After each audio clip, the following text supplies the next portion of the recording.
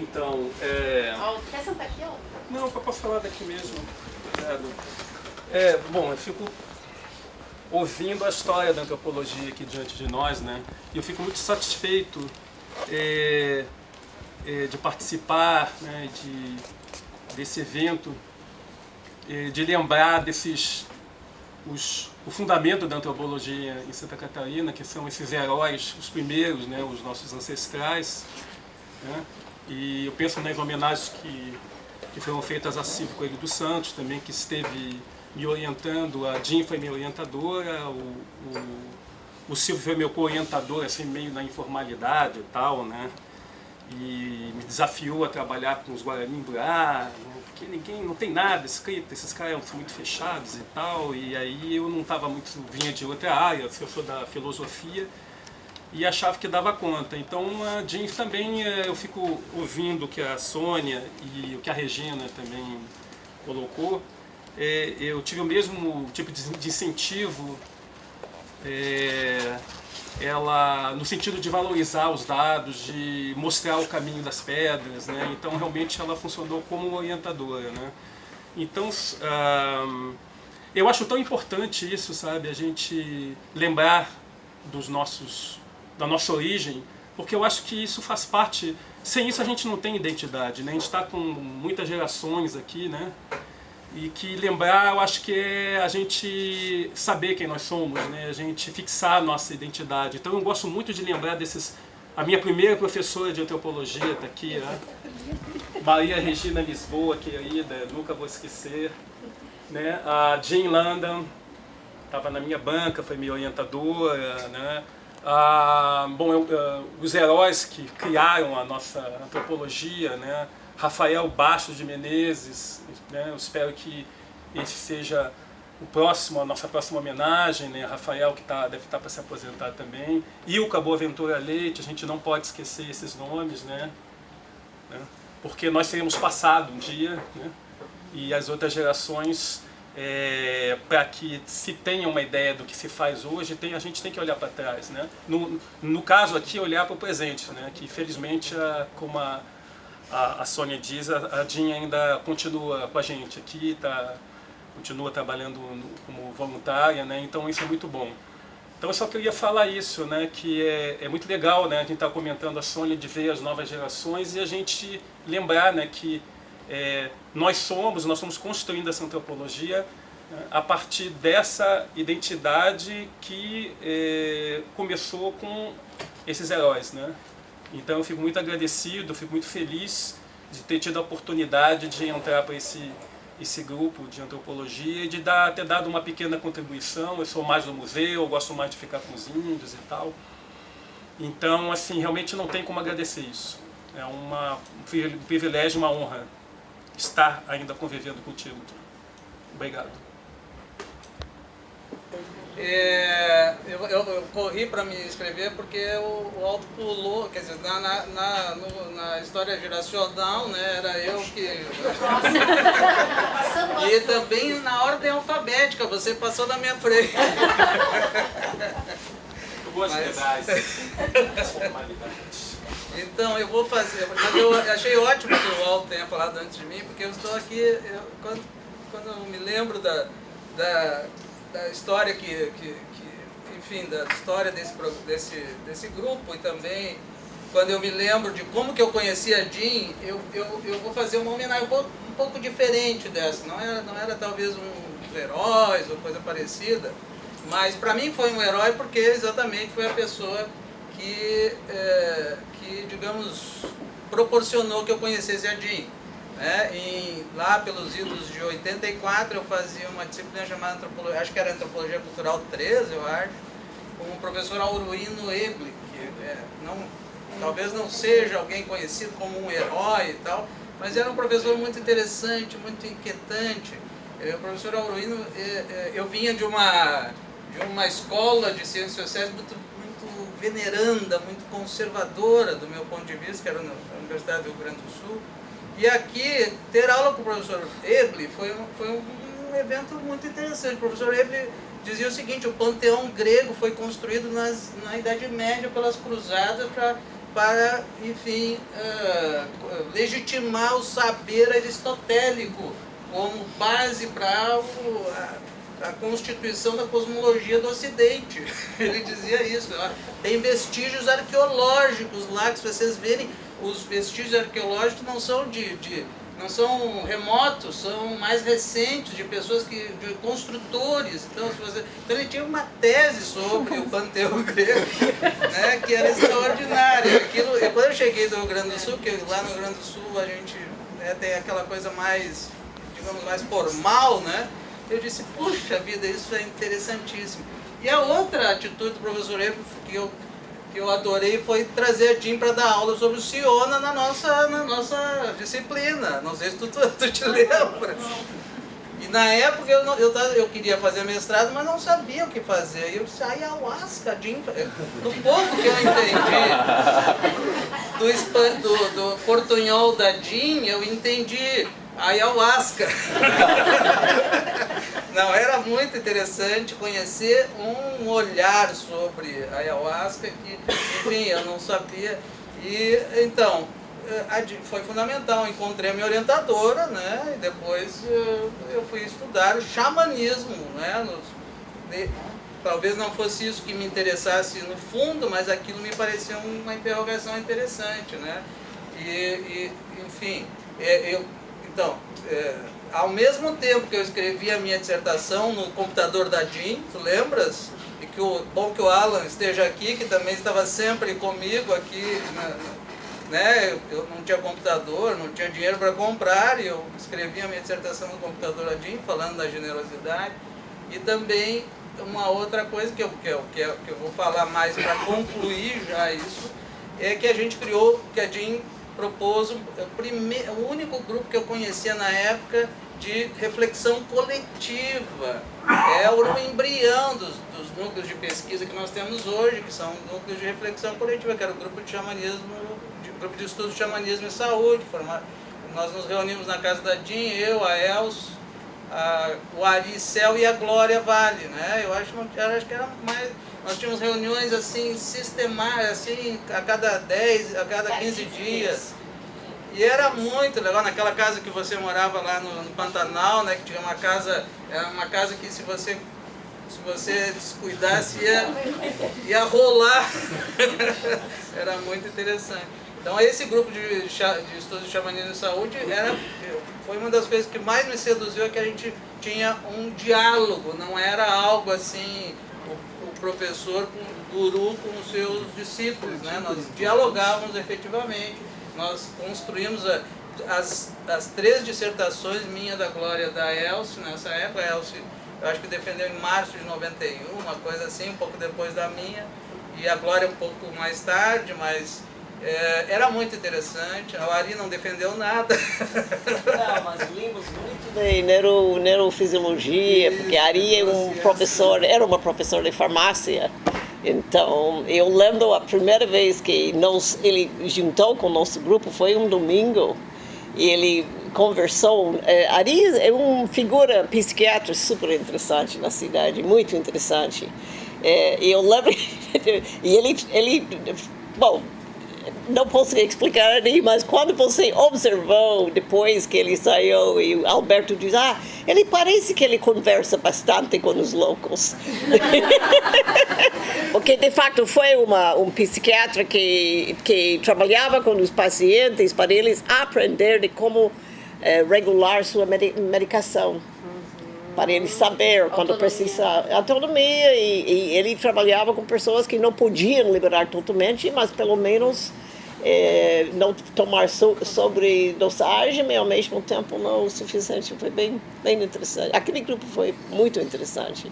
E virou nesse que depois aconteceu com a conversa com o professor Eliana. Vocês tocaram alguns tambores. Hã? Tambores. Tocamos uma vez, mas isso já bem mais tarde. Era os tambores do Michael Harner. Que era... Evelyn uma vez, sim. Evelyn, a mulher, os outros. Tinha todo o financeiro a viagem. A última coisa que eu quero dizer é que eu enganei a Jean escrevendo uma dissertação com um argumento marxista sobre xamanismo.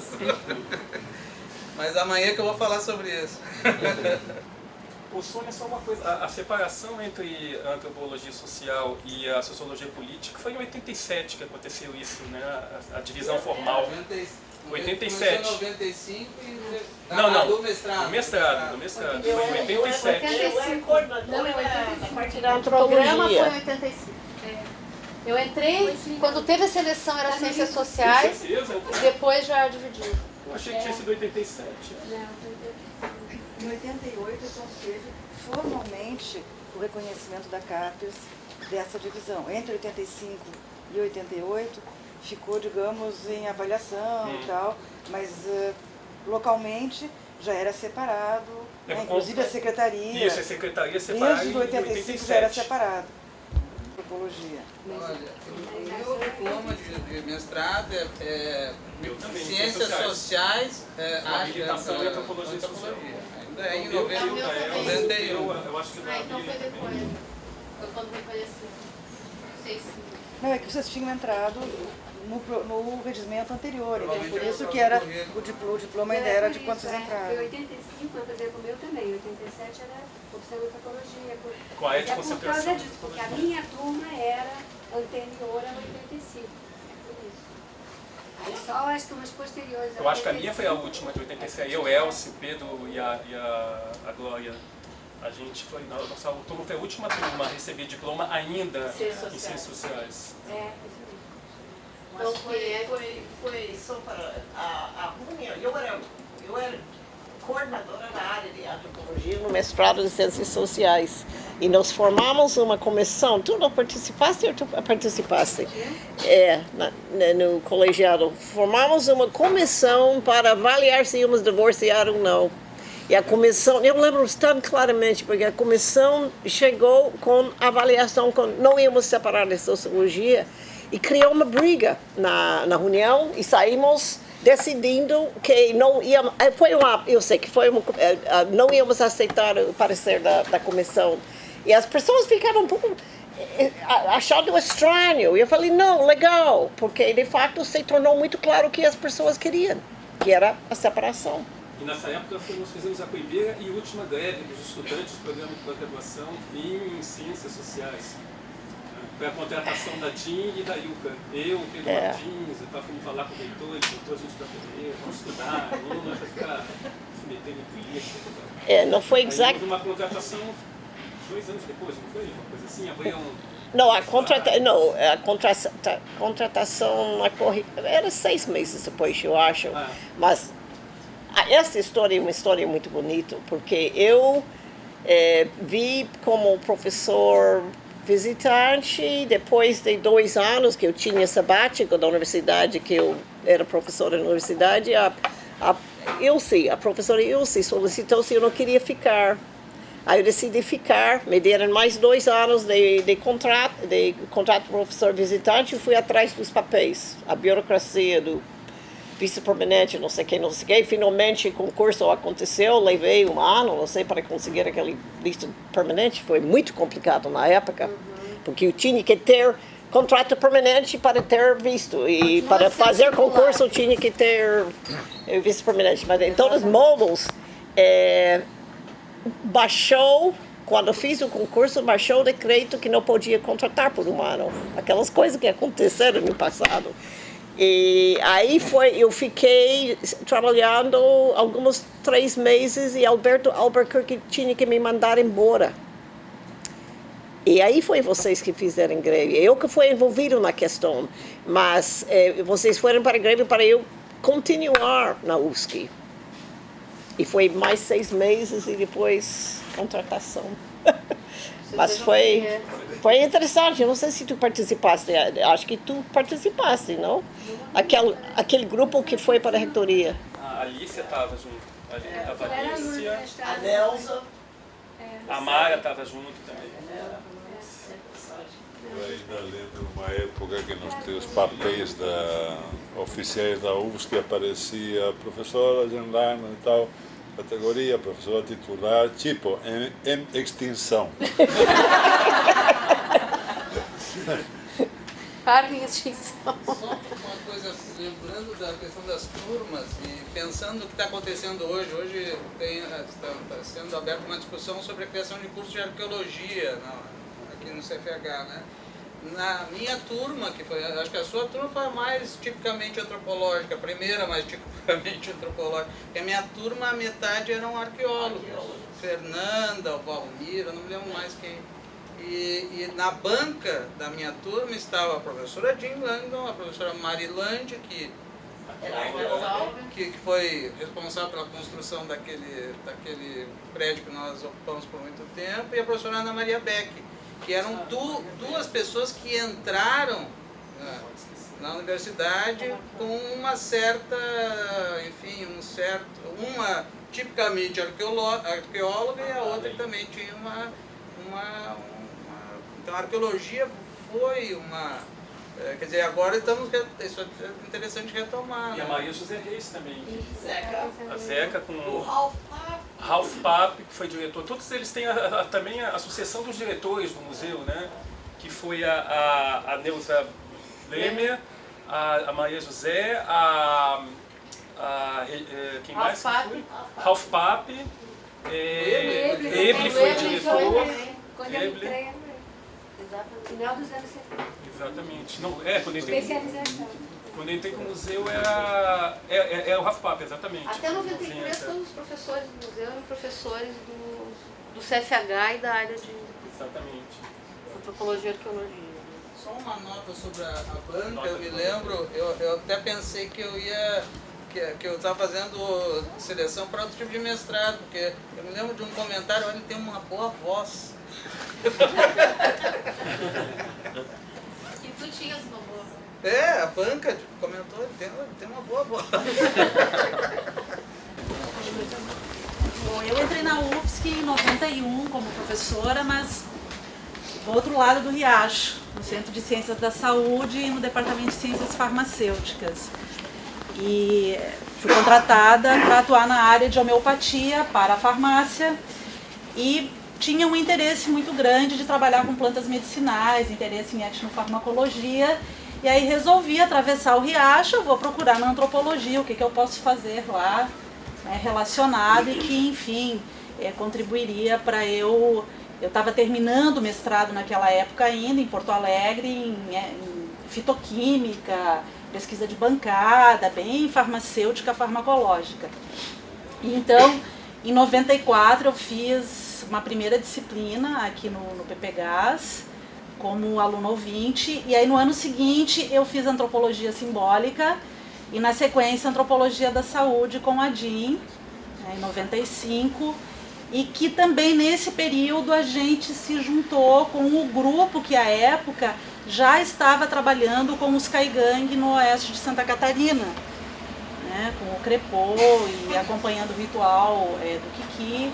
Então, sem dúvida nenhuma, essa aproximação aqui com a antropologia, em especial com a Jean, sem dúvida nenhuma, boa parte do que eu sou hoje eu devo a Jean, né, e também eu sou uma das pessoas, né, que vem de uma formação na área da saúde e que a Jean acabou co-orientando no doutorado em um outro programa de pós-graduação, que foi na Escola Nacional de Saúde Pública, na Fiocruz, onde eu fiz o doutorado entre 97 e 2001, em uma orientação em parceria com o Carlos Coimbra Júnior e o Ricardo Ventura Santos, que são professores lá da ENSP e da Fiocruz.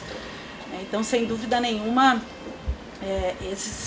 esse meu início na antropologia da saúde e o deslocamento completo, eu diria, da minha atuação, tanto na pesquisa quanto, inclusive, como professora e posteriormente como orientadora, abandonando a bancada, não querendo mais olhar para camundongo nem para rato e querer trabalhar com pessoas, né? Querer, enfim, trabalhar com antropologia.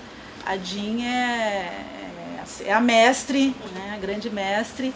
E depois também, eu acho que a parceria, né, Jim, que a gente vem desenvolvendo não só com a Jim, mas também com outros colegas aqui do PPGás, depois o Maurício também, que entra, né, na UFSC e se insere no grupo.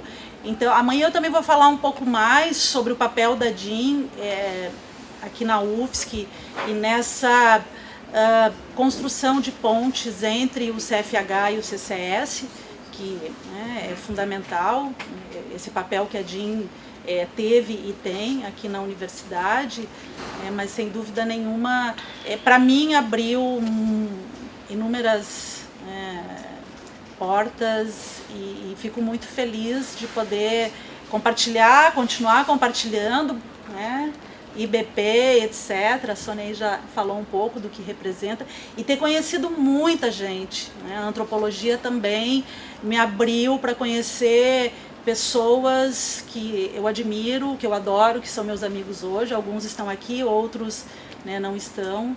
E, enfim, de agradecer e que legal, né, que a gente conseguiu fazer esse momento lindo, né? É um privilégio estar aqui com você, gente, como sempre. Assim, eu não vou falar de antropologia, não vou falar da academia, vou falar do que é estar perto da Jim, né? Que eu acho que todo mundo aqui, em medidas diferentes, né, com trajetórias diferentes, já sabe o que é. Jim acolhe todo mundo, né? Jim me acolheu quando eu vim para Santa Catarina. Eu estou aqui há 9 anos, nessa cidade linda, e tive o privilégio de morar com o Alan, né? Eu morei na casa do Pantanal, vocês me desculpem, mas eu morei lá. E estar com a Jim em todo e qualquer momento é sempre um privilégio. Assim. Se a Jim for falar sobre chicletes, eu vou, e eu tiver a oportunidade, eu vou sentar e ouvir a Jim 80 vezes. Já assisti algumas versões das disciplinas dela de antropologia da saúde, porque é sempre um privilégio ouvir a Jim. Nunca é demais. Né? A Jim é uma querida, né? Assim, Jim é minha americana favorita. E é sempre muito divertido estar com a Jim. Jim é muito espontânea, muito direta. Eu, como latino-americano, em muitos momentos me surpreendo com o quão direta ela é. É muito divertido abraçar a Jim. A Jim tem um abraço norte-americano muito rápido. E é um paradoxo abraçar a Jim, porque ao mesmo tempo que ela abraça rápido, dá vontade da gente não largar, né? Tem que ser rápido, mas não é para ser rápido. Eu lembro uma das últimas vezes que eu encontrei com a Jim e ela tinha viajado, não sei se para os Estados Unidos durante algum tempo, e eu fui dar um abraço na Jim e ela me abraçou e rapidamente já me soltou, né? E eu falei assim, não, esse é um abraço latino, vem cá. Então, Jim, é um privilégio conhecer você, né? É uma coisa muito bacana, assim. Às vezes isso parece tietagem, bagunça, né? Mas assim, às vezes, sei lá, a gente está junto em algum lugar, eu tô tomando vinho e falo assim, mas eu tô tomando vinho com Jim Landau. Então, assim, um privilégio, Jim, assim, um beijo enorme no fundo do teu coração. Obrigada, Maurício.